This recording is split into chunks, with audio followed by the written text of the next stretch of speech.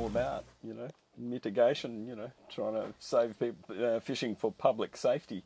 That's a new one for us, fishing for public safety.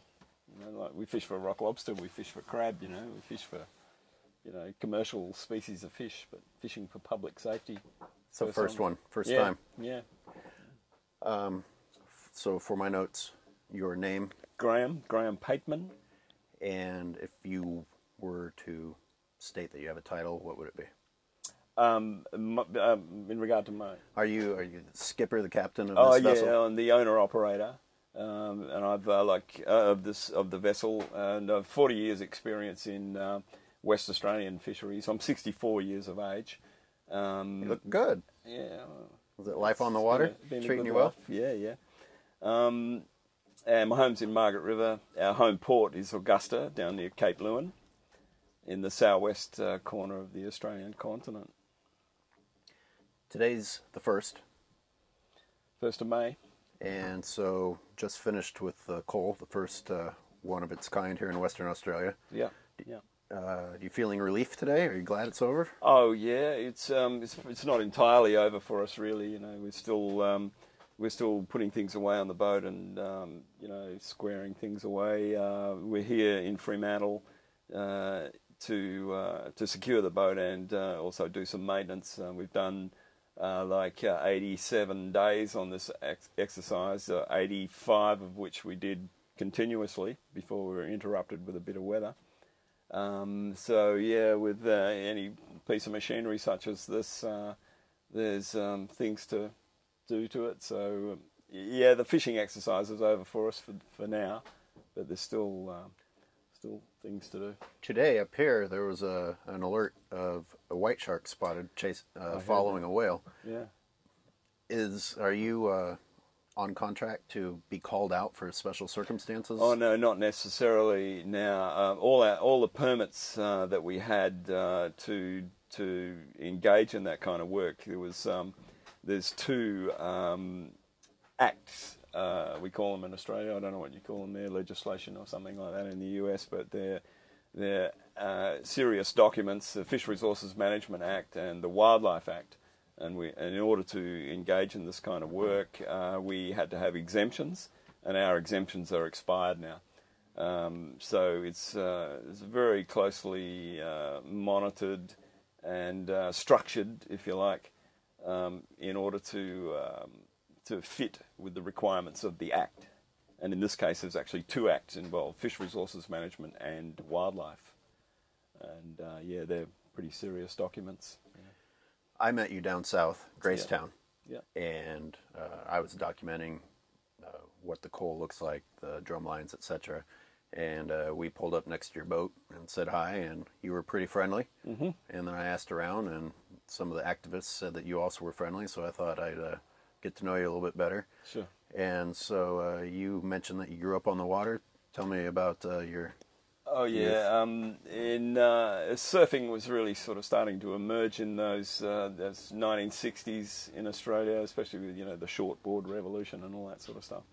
And growing up, 80 or 90% of Australians live by the coast, so the beach and water sports are hugely important to Australians. And of course, as I was growing up, I was drawn to surfing and the life.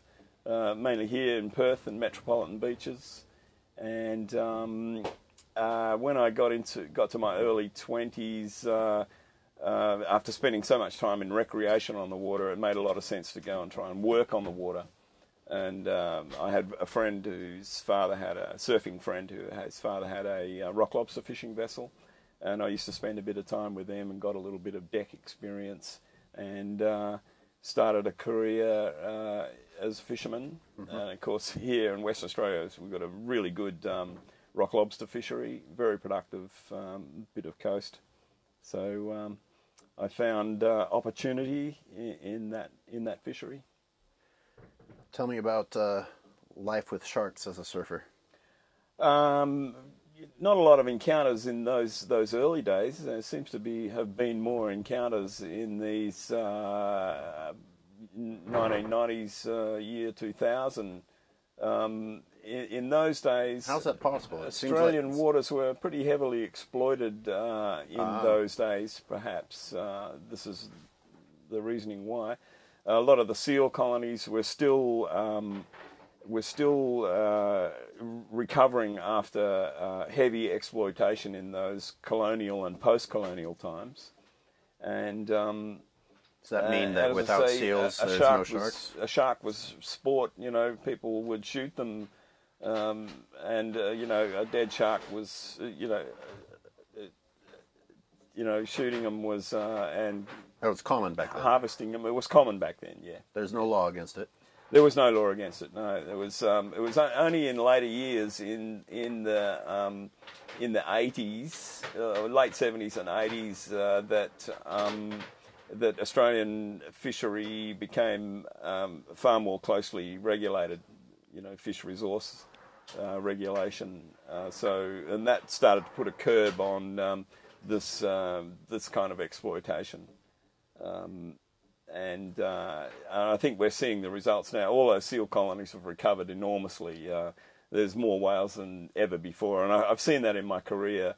You know, when we were fishing, we would see a whale or two here and there, but now we see much more whales and seals. You know, the rate of recovery, it just goes to show wildlife. You leave it alone for a little while and it's strong. It bounces back. You know, you stop driving on that highway and trees start growing out of it. You know, and so that regulation and the effort to harvest Australian fish resources sustainably has worked very well.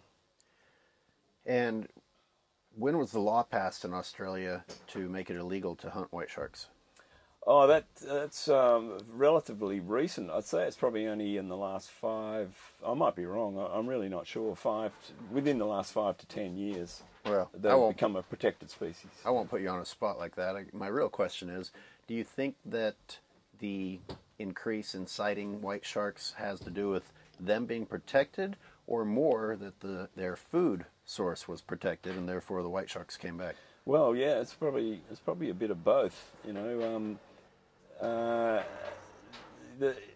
the protection mechanism, it's worked really well, and yeah, you're right.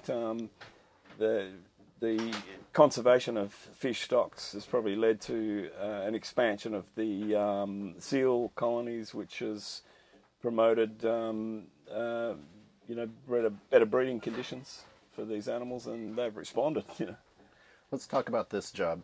You obviously are someone who loves the ocean. Was it tough for you at all to have to kill these animals? Not particularly. I've been involved in a commercial shark fishery, and I understand that, you know, in a commercial fishing boat, when it goes to sea, something's got to die. You know, whether it be a rock lobster or a crab or a shark. You know, and I've some experience in the commercial fishery for shark in Australia. You know, Australians eat them with their fish and chips. You know, schooling sharks and certain species of sharks, not necessarily the sharks we've been catching. But there are species of sharks that Australians quite readily enjoy eating, like bronze whaler and gummy shark, more like a schooling sort of shark, a small shark. What was the question again?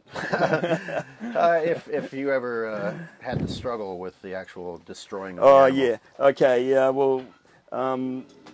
yeah, like I say, I understand something's got to die when you sail, when you go to sea. A fishing boat's a bit like a floating abattoir.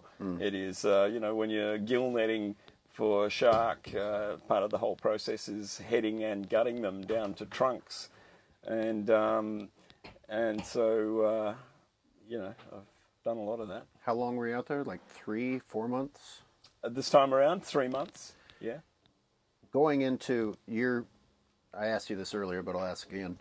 If this goes into effect again, will you accept the contract? Yeah, if I qualify. There's a process of qualifying, and it's all very well doing it for 3 months straight, but I can imagine if we were doing it for 6 months straight. It's going to be a far more complicated exercise because we're going to have to recruit other skippers and qualified people in terms of firearms. Firearms are very, very closely regulated here in Australia. So not everyone's got a firearm license, and you have to qualify. Where did the firearm that you used come from? I've had a firearms license since. So it was your own personal gun? Yeah, yeah. What kind of gun was it? We used a .22 caliber rifle and also a shotgun, a 12-gauge shotgun. So fisheries didn't say you need to use this type of gun. Here it is. No, not necessarily. It's pretty much up to us. But the major component of the whole thing is actually having a firearms license. They don't give them away readily here in Australia.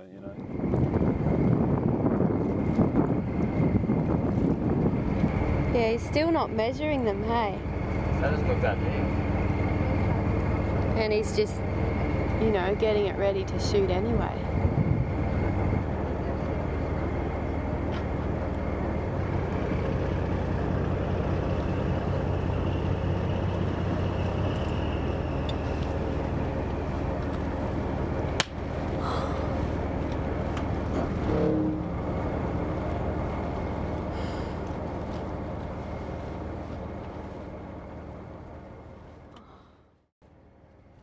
How did you determine whether to go with the 22 or the shotgun? Oh, they're the weapons I had. I already had a .22 rifle. But you went back and forth between those two, or which did one of them? We started with the .22, and then we got a bit of criticism. We haven't got a big enough gun. Sometimes we'd use 2 or 3 or more rounds to kill an animal. So there was some criticism out there about not using adequate equipment. So a response to that, and I was a bit nervous about using a 12-gauge shotgun on board, on a pitching and rolling platform, wet hands, powerful rifle at close range. So I was concerned about those safety aspects. And and I would think that the actual killing of the animal with a shotgun visually would also be a press problem. I mean, isn't that a pretty bloody sight? Yeah, but did you actually end up using the shotgun, or? Yeah, we did, and it was quite an effective weapon, But using a weapon like that with wet hands, and as I said before, around a pitching and rolling deck, safety is a major consideration, of course, and so I was a bit reluctant to use such a powerful weapon at first, but then in order to stop the animal quickly, it was the best way. What about a power head like the fisheries department is using? Yeah, power head. I don't have one, and once again, I was a bit nervous about using a tool such as that, especially in the heat of the whole exercise. You might have to put it down, and somebody could trip over it and discharge it. So I was a little more comfortable with a long rifle. And so you weren't given any tools; you had to come up with your own. No. The only thing that was given us, if you like, was the gear, the actual fishing gear, the hooks and floats and ropes and anchors for it. The rest of it, the boat and the equipping of it was up to me. It was. How about the bait? Was there a specific bait that you were supposed to use, or was it whatever was available? There was a local content component to the tender. So we did our best to buy baits from local producers, local fishermen. We actually started the exercise with some imported bait, imported from Taiwan, which was quite effective bait. But we did our best to spend the money locally. Oh, support the local economy. Yeah. Okay. Absolutely. What kind of bait was that from Taiwan that was effective? It was a mackerel, just a small mackerel. And then, when you turned to the local economy, was there a bait that worked best out of that? No, I don't think so. We actually used some shark. So once again, the schooling sharks that I was talking about before, just the small sharks. That stayed on the hook really well. We used local salmon, and we used local snapper heads, local fish heads. No other endangered species was used as bait. No.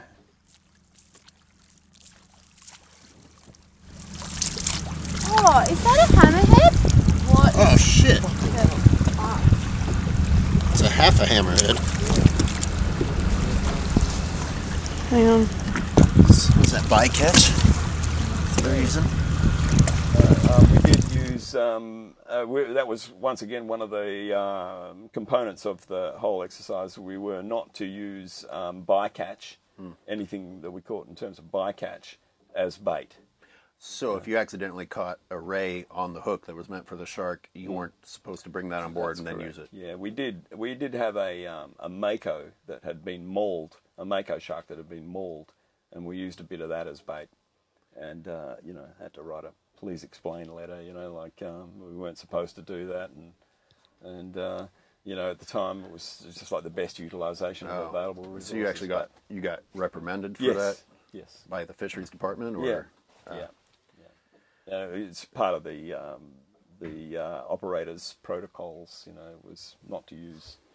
Does that mean Mako's protected here? I don't think they are protected. It's the great white that's protected. So it's just that it was a bycatch. That was the problem. It was just bycatch. Yeah. And you said it was mauled, meaning that when you found it on the line, another animal had been eating on That's it. right. Yeah.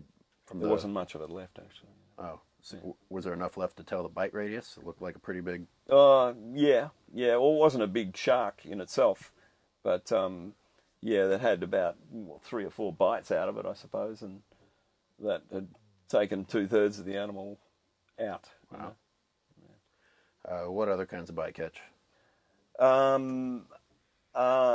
Very little, actually, apart from even an animal under 3 meters is considered to be bycatch. The target species and the target species length, but anything under that. We caught a black-tip whaler, and we had about 3 makos, I think, and that's about it. The rest was tiger sharks. I don't recall any other bycatch apart from the makos, and we got a black-tip whaler at Cape Naturalist. Yeah, I think that's it. Yeah. We did actually see seals and whales, for that matter, near the gear. Like investigating it? The seal was very curious, but it made no attempt to take the bait. It was just curious, And what else you saw? Whale? Yeah, there was. We saw 2 whales way out of their season. Wow. Yeah, juveniles. They looked quite small. Humpback whales, we believe they were from a distance, that's quite unseasonal to see them at that time. But once again, those populations are expanding enormously, and perhaps it was a left behind juvenile or something like that. I'm going to pause because I'm going to grab a beer and change the camera angle. Yeah. I better do more of the talking because you haven't even had a chance to drink yours. In the icebox there.